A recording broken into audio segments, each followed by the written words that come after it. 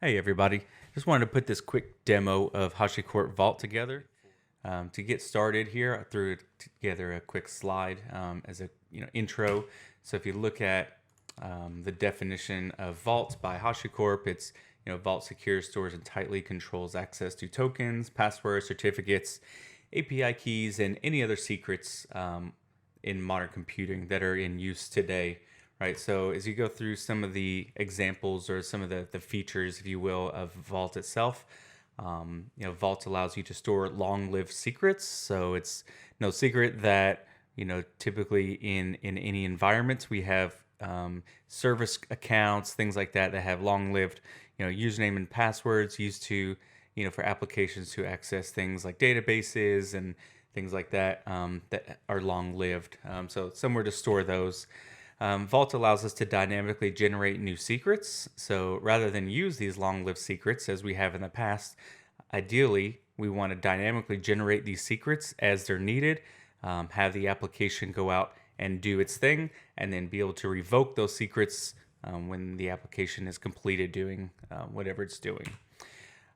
Vault allows you to manage leases on those secrets. So as you dynamically generate secrets, you can have Vault give it a time limit. So for example, you could say, generate this new secret in AWS, only allow it to last 30 seconds. In that 30 seconds, your application can make the proper API calls to spin up infrastructure, delete infrastructure, whatever, and then the lease on that secret expires and that secret is revoked, so it's no longer valid.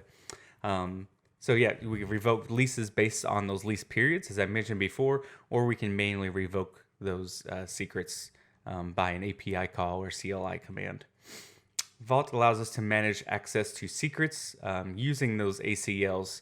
So if you have a group of admins or a different variety of users in your organization, you can create ACLs and limit access to what secrets those folks can access, and those ACLs can determine who can write secrets, who can read secrets, list secrets, etc.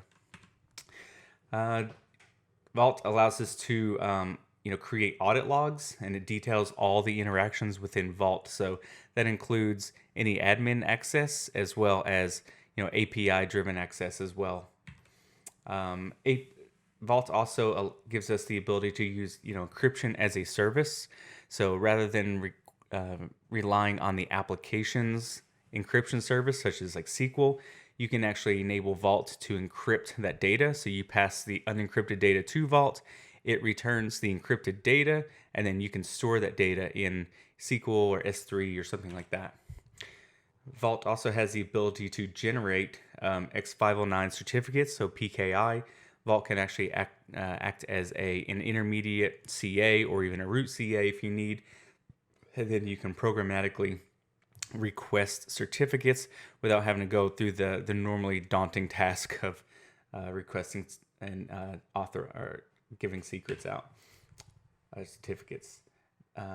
Vault also has built-in high availability, so even the open source version has the ability to run in a cluster, and that cluster will be highly available based upon the primary node and the standby nodes. So if a primary node does go down, the standby nodes will take over and be able to process requests. And last, Vault provides the ability to interact with it using an HTTP API. You can actually access secrets through CLI, or they actually, I think starting in .10, they ported over the UI from the enterprise version, so you can actually access things through the UI as well. So that's a brief introduction to Vault. Again, very brief, but kind of gives you an idea of what Vault can do, its capabilities, and then next we'll go into a demonstration of some of these. Thanks.